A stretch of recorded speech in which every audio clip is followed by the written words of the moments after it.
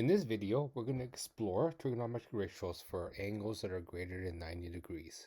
So as of now, we still only study trigonometry based on within a triangle. And we know that all triangles, or sorry, all the angles within a triangle add up to 180. And especially since we're dealing with right angle triangles, the other two angles must be less than 90.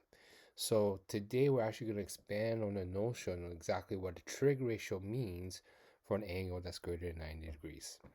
But before we get there, let's just warm up a little bit on determining or using the exact values of the trig ratios that we explored last time, and that's namely looking at the angles of 30, 45, and 60 degrees of all of sine, cosine, and tangent.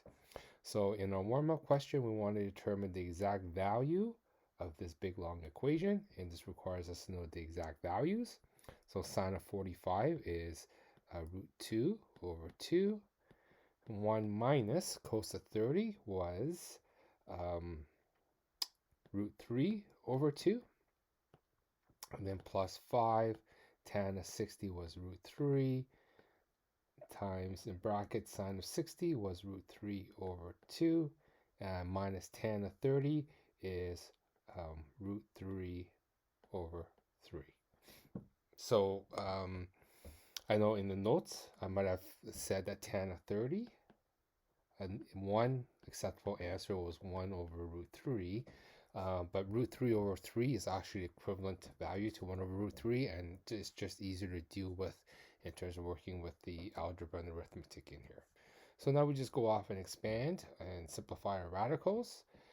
So here we're going to distribute the root 2 over 2, so I get root 2 over 2 minus root 2 times root 3 is going to be root 6 over 4 plus, here we're going to get 5 root 3. And I'm just going to add this fraction in here first. So here I need a common denominator of 6. So here we're going to get 3 root 3 over 6, because then we multiply the top and bottom, numerator denominator by 3. And then on the other fraction, I need to multiply numerator denominator by 2 to get the common denominator of 6. And then continue working with that bracket. Actually, I'm going to anticipate I need to add these fractions first as well. So I'm going to come with a common denominator of 4. So here I'm going to get 2 root 2 over 4 minus root 6 over 4 plus 5 root 3. And then I get 3 root 3 minus 2 root 3. Well, that happens to work out to be just root 3 over 6. And then maybe in the next step, I'll add these two fractions together. It looks like it's weird that we can't add them together, because what is 2 root 2 minus 6, or in this case, subtract them? Well, we just leave it. I mean, that is an exact answer, so we have to be comfortable with that. So that's going to be 2 root 2 minus root 6, all this over 4. And then here, when I multiply 5 root 3 to root 3 over 6, notice that 3 root 3 times root 3 is going to be 3. So here we're going to get 5 times 3 all over 6. So this is going to simplify to, so 2 root 2 minus root 6 over 4. And then 5 times 3 over 6, well, that just simplifies to 5 over 2.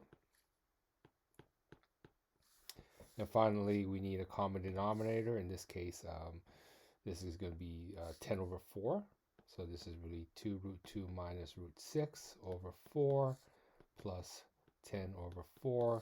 And finally, we add everything together, our numerators. So 2 root 2 minus root 6 plus 10 all over 4. Okay, so that answer looks really weird, but one of the things we know that it's going to be exact. Right, and so that's one of the big notions that we want to get across in this unit, is that we only want exact answers.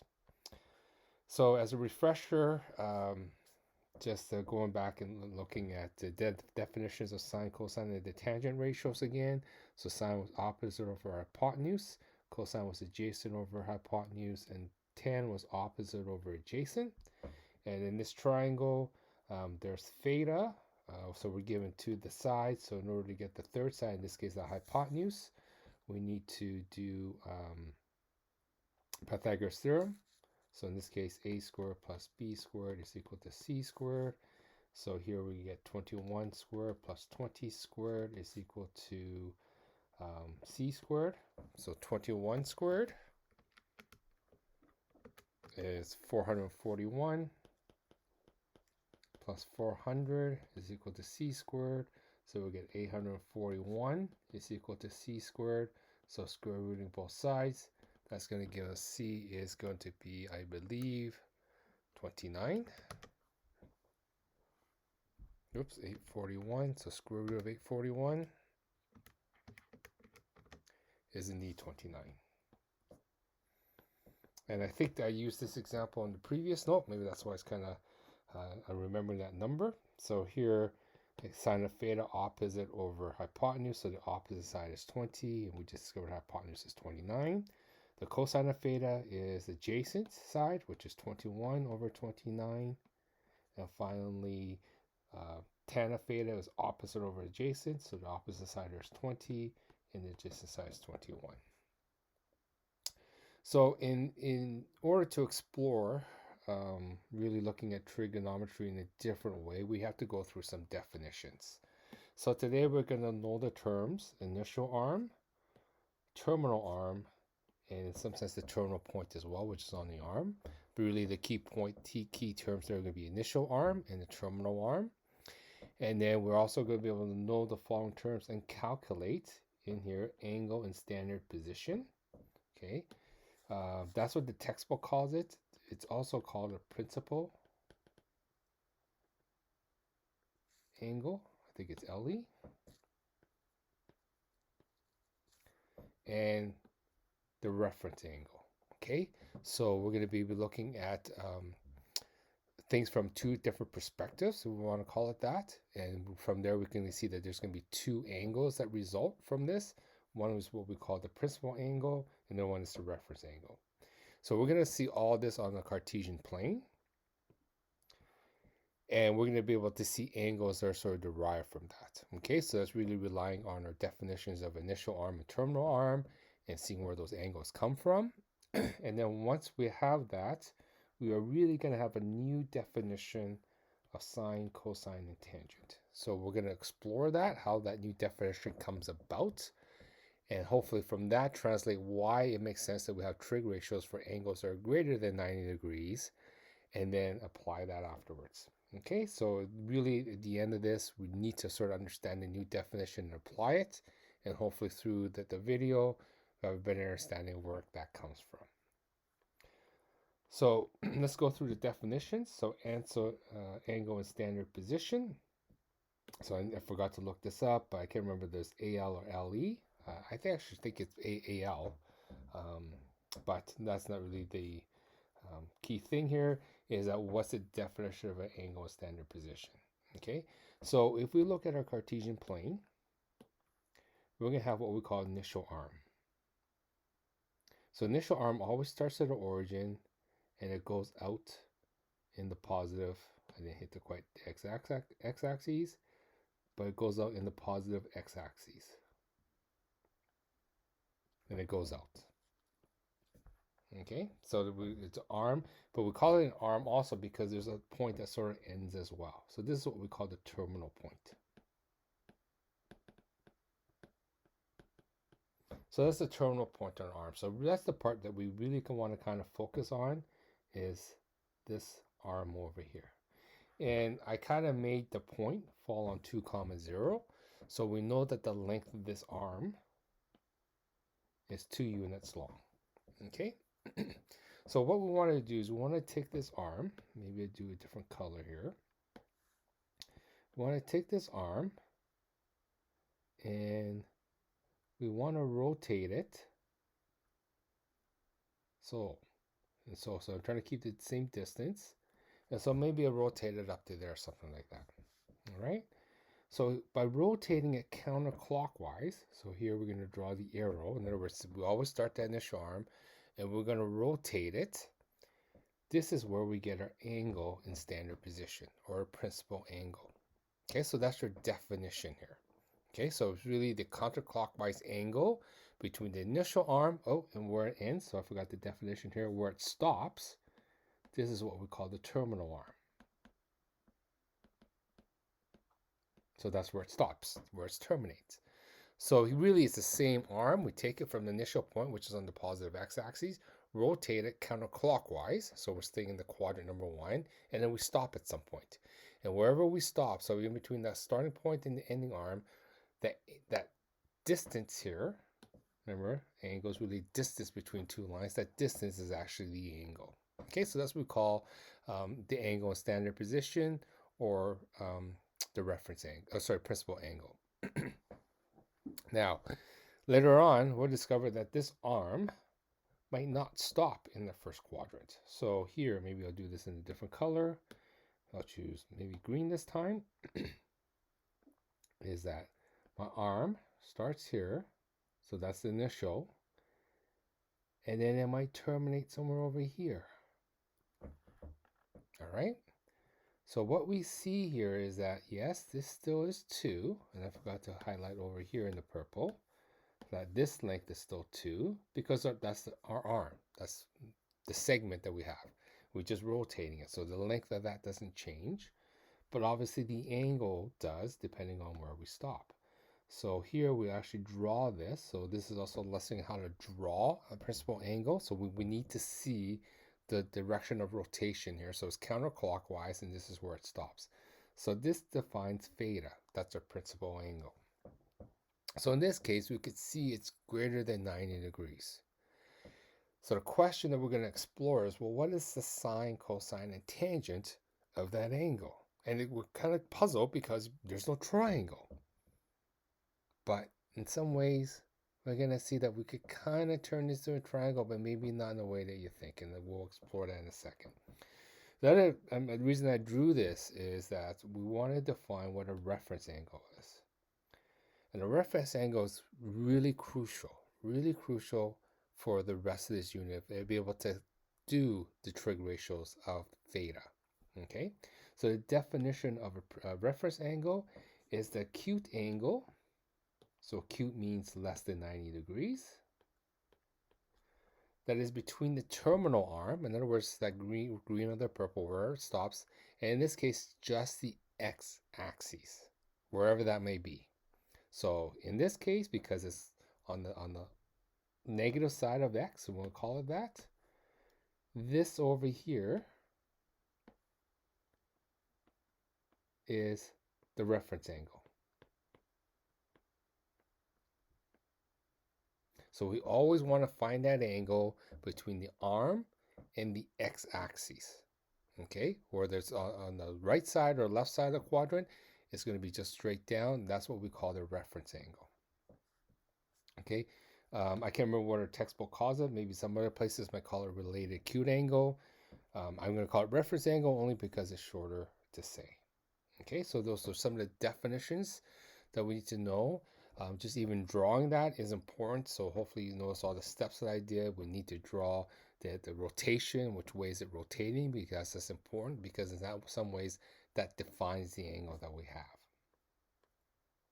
So we're going to explore some things, and I'm trying to do this quickly, but in some ways, hopefully well enough to kind of see what's happening with the trig ratios here. So we're going to draw a 30-degree angle in standard position, and we're going to define the reference angle as well, and we determine all 3 trig ratios. So I'm going to create my initial arm. Oh, I'm missing the x-axis again. There we go. And I'm going to create it the exact side length too. Okay. Then I'm going to rotate this 30 degrees. So I'm going to approximate. So again, we're going to start it here, and we're going to rotate it, and maybe 30 degrees is right there. Notice that this length is still 2. So that's my terminal arm. And approximately, hopefully, that's going to be 30 degrees. So there's my theta. Well, I should label it. Here, theta is equal to 30 degrees. So there's my angle, principal angle. Well, one of the things I really want to explore is that, well, we could actually get a triangle out of this. And how we could actually do this if we just take where our terminal point is, and we drop it straight down to our x-axis, wherever it might be, and we get a right angle triangle. Okay, so one of the things that we notice is that 2, in this case, is actually our hypotenuse. Okay, that's the hypotenuse of our triangle. And one of the things that, well, why I picked 30 is that, well, one of the things that we know that sine of 30 degrees is opposite over hypotenuse, which is 1/2. So this comes back to our lesson before with the exact trig ratios of sine 30. It's 1/2. So this is why I kind of intentionally chose our radius, or sort of this line segment, to be length 2, because it turns up a hypotenuse. So that means this, the opposite side, must be 1. Well, we know that cos of 30 is adjacent over hypotenuse. And we just said the hypotenuse was 2. And in this case, the exact trig ratio for cos of 30 is actually √3 over 2. So again, I conveniently chose hypotenuse as 2. So that means this line segment over here is going to be kind of tough to see. So that line of the triangle is actually √3. Okay, so where we get that part of that special triangle, the 30, 60, 90 triangle, is sort of imposed on this Cartesian plane here, and this is where we get the side lengths. Let's finish this off. We get the tan of 30. Well, we know tan is opposite over adjacent, and in this case, that's going to be opposite, which is 1, and adjacent is 1 over √3. Okay, so that coincides to the exact trig ratios that we did. Now, coming from here, in other words, we really kind of transpose a triangle in here, but really I want to focus on the terminal point. And what are the coordinates of this terminal point? So this is kind of nice when we put it on the Cartesian plane. And notice that the initial arm, and also the terminal arm, always starts at the origin. Maybe I forgot to say that, but starts at the origin. So what we recognize here is that this point is actually √3, 1. And that's kind of on purpose, kind of coincidence, not 100% sure. But hopefully you can see that that point over there of this terminal is √3 over 1. So this becomes sort of our new definition of trigonometry. Is that really it's dependent on wherever this point is, that on our terminal arm, it's dependent on our x-coordinate and our y-coordinate. Because really you can see that the x-coordinate is really the length of our adjacent side of that fictitious triangle that we drew by dropping this line straight down from that terminal point. And we know that the opposite side, the length of the opposite side is going to be really our y-coordinate. Okay, so there's a direct relationship there that's really going to help us redefine trigonometry. So one of the things that we could define, and I'm going to do this here, the sine of theta is no longer opposite, but our opposite side is really y. Cos of theta is really dependent on our x. And here, tan of theta is going to be opposite over adjacent, but really the opposite side is going to be y, and adjacent side is going to be x. So this is kind of the funky thing now that's coming with trigonometry. Is now we're dealing with a specific point on a Cartesian plane, and that actually relates to a trig ratio. Now, one of the things that we are going to move away from is the idea of h. Okay, while we might think of this as a hypotenuse still because we see a triangle, I want us to try to see something different. And what happens, and hopefully I could try to do this the best I can on the iPad, is what happens when I take that radius and I spin it all the way around. So I'm creating an angle and it's rotating. And notice that really, if I kind of keep that consistent to that length of 2, if we follow the outside, we're actually creating a circle as I went around. And really, this is the radius of the circle. So this is how we're actually going to redefine it as well, is the length of that line segment is really the radius of a circle that we could generate if we keep spinning this arm round and around. So really here's a new definition of sine, cosine, and theta. Okay, so this is the key thing of this unit. So let's take the same idea and let's go explore an angle of 150 degrees. So I'm going to do the same thing of taking initial arm, and it's going to be a length 2. In this case, we're going to spin it all the way around to 150 degrees. So maybe that'll be somewhere over here.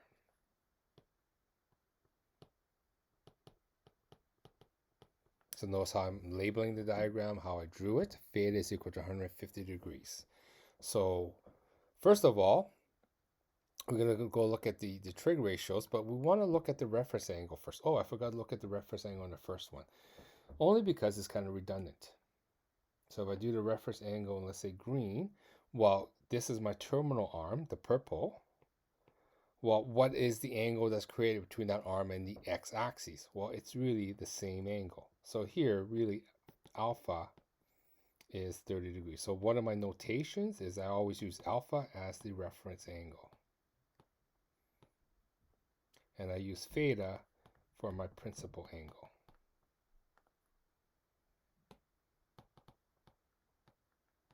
Because we do want to make a distinction between the two. In this case, they happen to be the same. Well, in this diagram, the reference angle here, again, we want the angle between a terminal arm and the x-axis, where it's less than 90 degrees. So in this case, there's my reference angle there. That's alpha. The question is, what's alpha? Well, alpha in this case is going to be, well, we know a straight line is 180 degrees. So here, alpha is going to be 180 minus 150. So here's 30 degrees. Now, I intentionally chose 150 degrees because I want to highlight something here. Because if we look at the other side and we drop a line straight down from our terminal point, again, we get a triangle, a right angle triangle, that has 30 degrees in there. And we know that this has special properties. That when this is 2, this side length over here is going to be 1, and this side length here is going to be root 3. But a subtle difference here in that the x-coordinate, so let's look at the coordinates here, the x-coordinate here is not root 3, but negative root 3. And y is still positive, so it's 1. Okay, so when we look at our redefinitions of the trig ratio, so when we look at sine of 150, so our new definition is y over r. So in this case, it happens to be the same because y is still positive and r is still 2. Cos of 150, however, is, in this case, is x over r, but in this case, x is going to be negative root 3 and my r is still 2. And finally, if we look at tan of 150, we're going to see that tan was y over x. So in this case, this is going to be 1 over root 3, but the root 3 is negative, so the whole value is negative. All right, so there's a trig ratio. So we could actually determine it because we sort of redefine what the trig ratio is based on x, y, and r, and no longer opposite, adjacent, and hypotenuse. All right, and hopefully we can kind of see where that was coming from, because again, we're looking at the reference angle. If we know the reference angle is 30 degrees, we know that those relationships of the sides still stay the same. So that's why the reference angle is so important for this unit. Be able to identify it, and once we can identify it, then those trig ratios of that reference angle is going to apply to theta as well. And we'll explore more on exactly what that relationship is. So we could continue on and look at 210 degrees. So again, there's my initial arm. Again, I'm going to make it on purpose 2 long, and here I want to rotate it 210 degrees. So I need to go past 180, and maybe I'll wind up over here somewhere. So again, draw the angle of sort of the direction of rotation. Here, that's my principal angle. Theta is 210 degrees. Again, we want to identify the reference angle. So the reference angle is the angle between the terminal arm again and the x-axis, okay? I almost hesitant saying it because if I say it, people might do it. But I need to write. It's never, never, ever the y-axis. Always, always the x-axis. So in this case, that's this angle over here. Well, how do I determine what that angle is?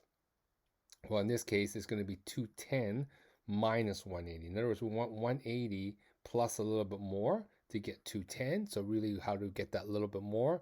We're going to take 210 minus 180. So we discover yet again that the reference angle is actually 30 degrees. Again, on purpose. We could again create sort of that right angle triangle. Again, if we drop, in this case, not drop, but create a line going up from our terminal point to create that right angle triangle. And because this is length 2, we know that the special ratios of 30 degrees, that this side length must be 1 and this side length must be root 3.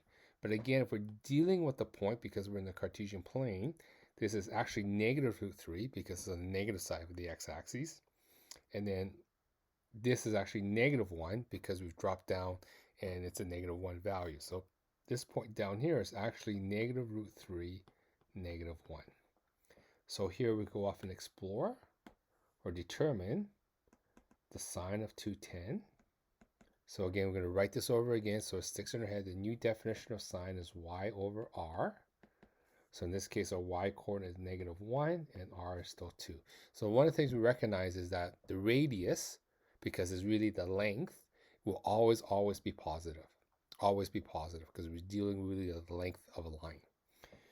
Cosine of 210 is x over r. So in this case, x is negative root 3 over 2. And finally, tan of 210 is y over x. So in this case, y is negative 1 and x is negative root 3. So this is really 1 over root 3. Hint, tan of 30 is also 1 over root 3. So there's a correlation there as well. With this, again, we're going to wrap this up at the end in terms of a summary, but hopefully you might be seeing some connections here. Finally, the last one I'm going to draw is 330. So for consistency's sake, but also on purpose, there's my initial arm. Again, I'm going to make it 2. And with this time, we're going to rotate it 330 degrees. So it's past 270. So that's 270. 330 might be somewhere over here. Okay, so again, we're going to draw the angle, identify what theta is. So theta here is 330 degrees. So what's my reference angle? Again, reference angle is the angle that's created between the terminal arm and the x-axis. So in this case, it's on the positive x-axis. And here alpha is going to be, well, we're almost full circle. So there's 360 degrees in a full circle. We're almost there. And in this case, how do we determine how shy we are? We're going to do 360 minus 330. So really alpha here is going to be 30 degrees as well. So because we know it's 30 degrees, this angle, the reference angle, and if r is 2, that means, again, we're going to create that right angle triangle that we could. That means this side length is going to be root 3. Again, this side length over here is getting cluttered. That's going to be 1. But in this case, that makes this point root 3 negative 1 because it's on the bottom, is below the y-axis. So it's going to be a negative value. Oops. And then let's explore the trig ratios. So here's sine of 330 degrees. Again, our definition of sine is y over r now. So our y coordinate is negative 1. R is still 2, so it's a negative 1/2. Cos of 330 is x over r. So in this case, x is a root 3, and r is positive 2, so that's that. Oh, I forgot the 0 there. And finally, tan of 330 degrees is y over x. So in this case, the y coordinate here is negative 1, and x is root 3. So there's our trig ratios for sine, cosine, and tangent of 330 degrees. So notice that hopefully you've seen that we're actually getting the same trig ratios all the time, just that some are going to be positive, some are going to be positive, and some are going to be negative. But it's the same trig ratio, only because we see that the reference angle for all four of these is the same. That is, it's 30 degrees. And notice that the trig ratio for 30 degrees have all these same three values as well. So this is where we're sort of summarize. So what can we deduce and summarize? That if the principal angle is theta and alpha is the reference angle, then we just kind of see is that, well, the sine of theta is really the sine of alpha. So that's why the reference angle is so important to determine, that whatever the sine of our principal angle is, it's going to be the same as the sine of alpha. And we kind of see that up here, right? When we did sine of 210, that was the same as sine of 30, which is 1/2. But in this case, it was negative. When we did 150, well, sine of 50 was really the same thing as sine of 30. In this case, it was exactly the same. And when we did 330, well, again, it was the same as sine of 30 was 1/2, but in this case, it was a negative. So we still got that same value, but really, it's either going to be a positive or a negative. Likewise with cos. Cos of a principal angle is going to be the same as cos of a reference angle, but we just need to determine whether it's positive or negative. And finally, tan of an angle is the same thing as tan of the reference angle, but again, it might be positive or negative. Okay? So one thing I just want to throw off to the side here is sometimes we may be given the trig ratio of an angle. So in other words, we may be given what sine of theta is. We really need to understand what the sine of that reference angle is. So really what we determine is that whatever the sine of that theta is, if we take the absolute value of it, in other words, ignore the sign, we actually get sine of the reference angle. And the same property applies with cos. So cos of a reference angle is always going to be the same thing as cos of our principal angle if we take the absolute value of it. In other words, ignore the sign. And likewise with tan, with tan of the reference angle, it is the same thing as tan of our principal angle, but we need to take the absolute value of it. So how can I summarize this? So this picture becomes quite messy, only because there's a lot of things I want to put on here, and hopefully we can see what's going on. So we start with a terminal arm. So there's four situations, four general situations, I'll put it that way, that can happen. So there's our terminal arm. So the first situation is that we rotate it. So maybe I'll keep it in red. We rotate it and it falls in the first quadrant. So there's theta. So theta in this case is between 0 and 90 degrees. All right. Well, in this case, the reference angle is also that. So that implies that the reference angle is really the same as our principal angle.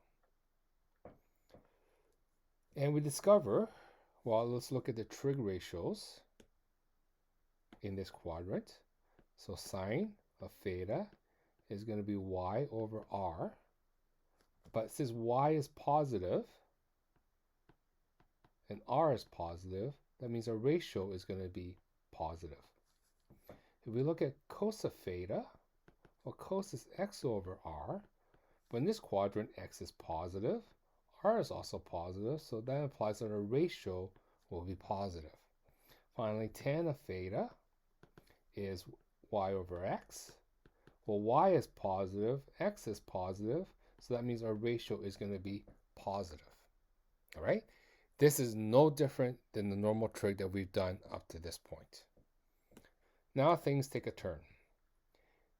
If my initial arm is here and I rotate it, so it falls into the second quadrant, so maybe somewhere over here. So now my principal angle is that. Well, my reference angle is that over there. So there's my reference angle, because remember, it's the terminal arm to the x-axis. And what's the relationship between, so in this case, I was going to continue this trend. So in this case, theta is between 90 degrees and 180. So that's what happens when we're in quadrant 2. And I should put the degree signs to make it clear that we're talking about degrees. So what's in the second quadrant, theta is between 90 and 180. But what's the relationship between theta and alpha in this quadrant? So here we're going to see that theta plus alpha, in other words, we take a principal angle, add alpha to it, we're going to get 180 degrees. So that's the relationship in that quadrant between theta and alpha. Let's go off and again explore the trig ratios in this quadrant. So here we see that sine of theta, again, definition of sine of theta is y over r. So in this quadrant, y is positive, r is also positive, so that implies that sine is going to be positive in this quadrant, the sine ratio. What about cosine of theta? Well, cosine is x over r, but x in the second quadrant is now negative. R is positive, r is always positive, so that means that in this in the second quadrant, and let me label the quadrants, 1, 2, 3, 4. So in the second quadrant, the cosine of theta, the ratio, the value itself is going to be negative. And finally, we look at tan of theta. So tan is y over x. Well, y is positive, but x, we just said, was negative. So positive divided by negative, that implies that the ratio here is going to be negative as well. And if we go back and look at 150, we saw that sine was 1/2. Cos of 150 was negative root 3 over 2, so it was negative. And tan of theta was negative 1 over root 3, so it was negative. So that kind of ties into what we saw with 150. But this is in general. Next example we have, let me do it maybe in purple. So here's our initial arm. And now we're going to rotate it all the way so that lands in the third quadrant somewhere. And so let's say it ends up over there. So again, let me draw theta. So I need to draw the angle of rotation. So that's theta. What's the reference angle? Well, again, reference angle is going to be the angle between the terminal arm and the x-axis. So that's alpha over there. Again, always going to be less than 90 degrees. So here in this quadrant, we have theta is between 180 degrees and 270. So that's in quadrant 3. So what's the relationship between theta and alpha in this quadrant? And this is probably the most trickiest one. Is that basically what we're saying is that theta is, well, we're going to go 180 degrees plus our little reference angle, and that's how we get the full theta. So that's the equation, the relationship between theta and alpha in quadrant number 3. Again, we want to explore the trig ratios. So maybe we have to squeeze that in over here. So sine of theta again is y over r. But in this quadrant, y is going to be negative. So y is going to be negative. R again is always going to be positive. So that implies that the sine ratio here is always going to be negative in quadrant 3. What about cos of theta? Well, cos is going to be x over r. So that implies that, well, x is always going to be negative, r is always going to be positive, so cosine is also negative in this quadrant. And finally, we look at tan of theta. So tan was y over x.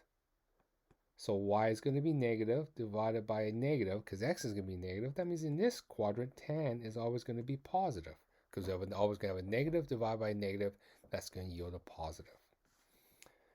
Finally, last quadrant. So let me choose a color I haven't used yet. Let me choose brown. So there's my initial arm. We're going to rotate it. So it's going to fall to this quadrant somewhere over here now. All right, so I'm going to draw my principal angle. So again, rotation is that way. And there's theta. So where's alpha? Alpha in this case, again, always to the x-axis. So there's terminology to the x-axis. There's my alpha. And so what's the relationship between theta and alpha over here? Well, if we go, basically, if we go theta plus alpha, we hit a full circle. So here we can see that, hopefully, that theta plus alpha is going to be 360 degrees. So that's the relationship up in the fourth quadrant. All right. Oh, let me specify exactly the range of theta. So theta here is going to be 270 degrees. So it's between 270 and 360 degrees. All right. So last thing is we want to explore the trig ratios off of that. So let's look at sine of theta. So again, sine is y over r. So in this quadrant, y is going to be negative, r is going to be positive. So y negative divided by positive, that's going to give me a negative answer. So the sine ratio is going to be negative in this quadrant. Cos of theta is x over r. So x is positive in this quadrant, r is always positive, so cos is actually positive in this quadrant.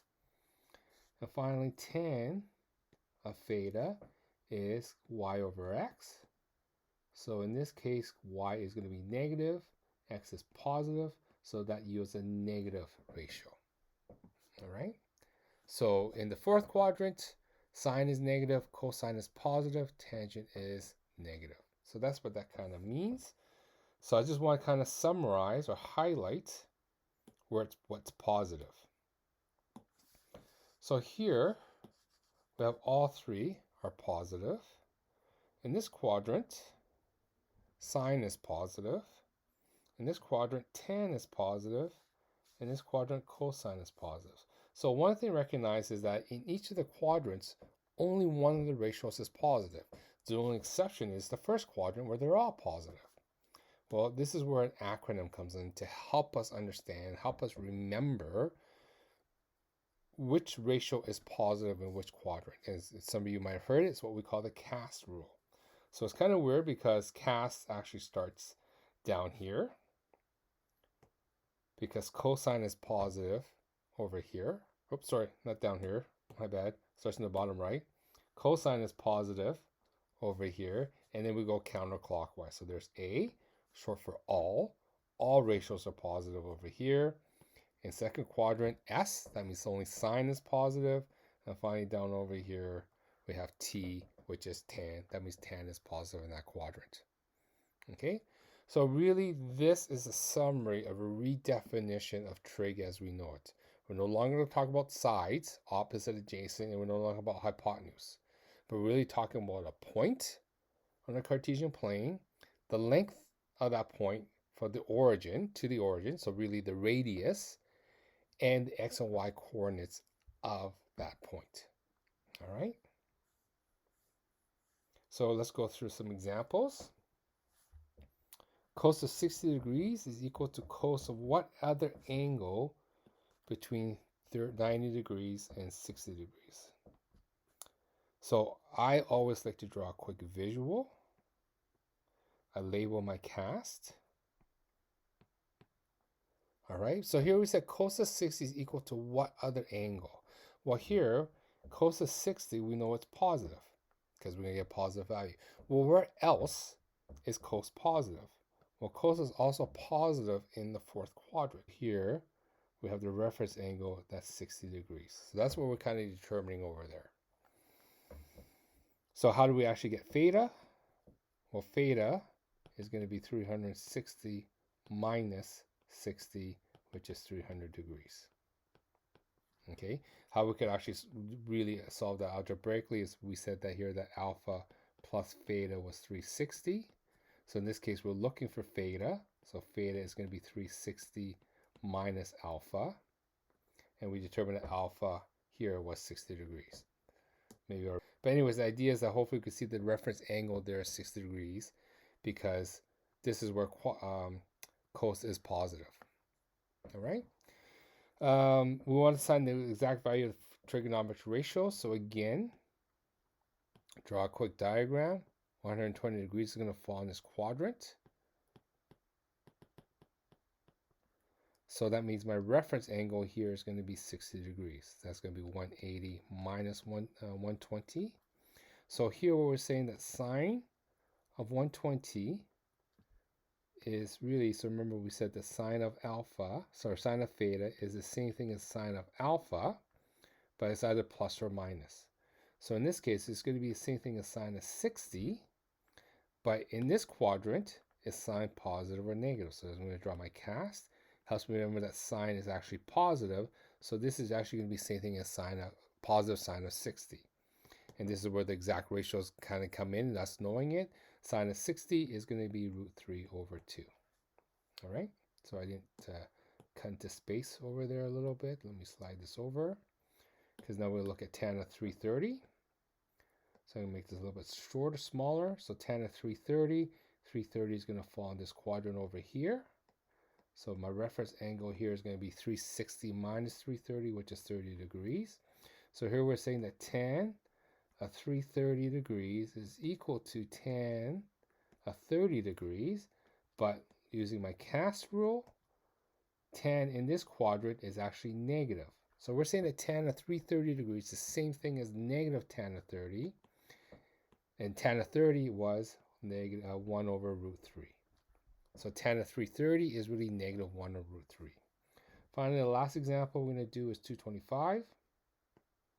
So 225 is going to go past 180, so somewhere in this quadrant over here. So there's my angle. The reference angle over here is there. So this is going to be 225 minus 180, which is 45 degrees. So here we're saying that the cos of 225 is equal to really cos of 45, but using our cast rule, oops, that's not where the C goes. Using the cast rule, we know that cast, a cosine in this quadrant, because t there, that means only tan is positive, that means cos is negative. So it's really the same thing as negative cos of 45 degrees, which is negative root 2 over 2. All right, so that's how we do a question like this. This is why we don't need a calculator, because everything that we're going to go down to, and here's a hint, our reference angles are always going to be 30, 45, or 60. That's what we need to know, the exact trig ratios of 30, 45, and 60. All right, a few more examples. State all angles between 0 and 360 that makes each equation true. So this one's a little bit tricky. Here's sine of 45 degrees. So this is where I make note of really sine of alpha is equal to absolute value of sine of theta. So in this case, we have sine of alpha is equal to sine of 45, which is root 2 over 2. So that implies that alpha is root 2 over 2. All right? So here, I mean, we don't actually need the ratios, but we do need the cast rule. And here we're going to say that, well, sine is also positive in that quadrant, so a terminal arm must fall into there. But we're saying that the reference angle here, oops, I kind of miswrote that. That's the ratio, but really we're saying that alpha, this implies that alpha is 45 degrees. So that means the reference angle here is 45 degrees. So what does that make alpha itself? So that's going to be 180 minus 45, which is 135 degrees. All right. So here we want cos of what is the same thing as negative cos of 120. So this one's a little bit tricky. Well, what is the cos of 120? Cos of 120 is the same thing as the cos of, so here I draw a diagram, 120 is going to fall into here. So that makes my reference angle 60. So cos of 120 is really the same thing as the negative cos of 60, because I know cos is negative in that quadrant.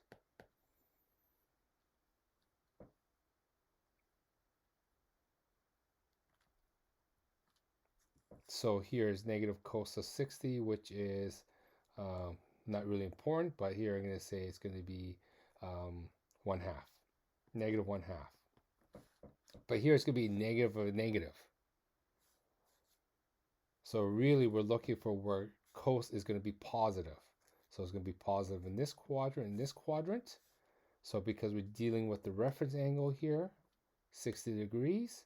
So really it's the same thing as 60 degrees. Or down here, where also cos is positive. So alpha here is 60 degrees. That makes that angle, theta over here, 300 degrees. All right. Next example, we got tan of 30.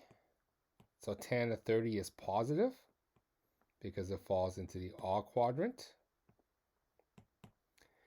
So where else is tan positive? Tan is also positive here. We also know that here, this is also the reference angle.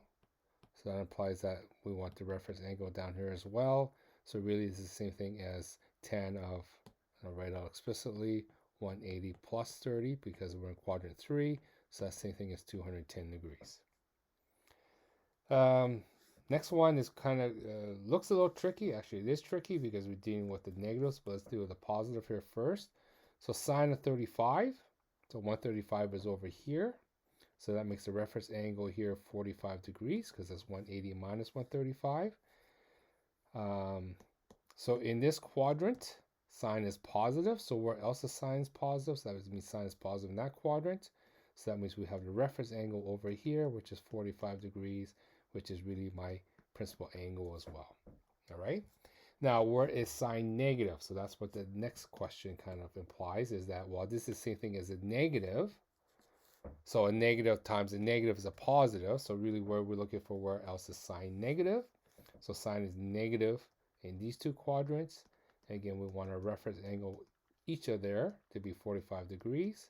So the principal angle in quadrant 3 is going to be 180 plus 45, which is 225 degrees. And 360 minus 45, which is 315 degrees.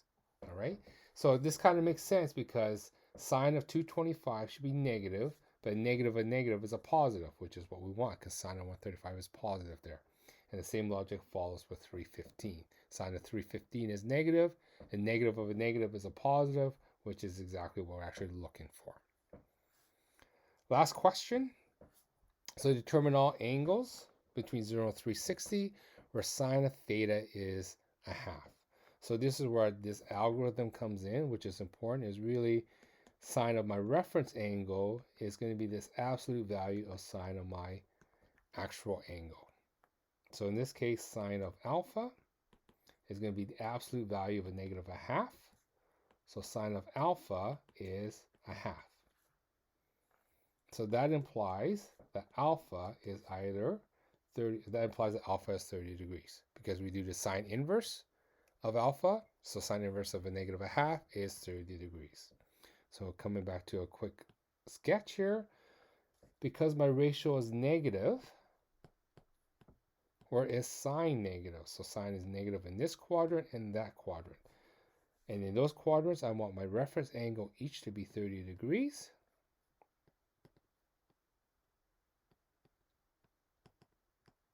And that will tell me what the principal angle is. So theta 1 is going to be 180 plus 30 degrees, which is 210.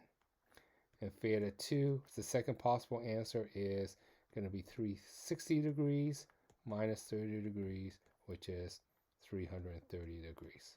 So recognize that in a lot of these, we're actually getting two answers. And hopefully that you see that that kind of makes sense, because in the four quadrants, there's going to be two places where a trig ratio is positive and two places where it's exactly negative.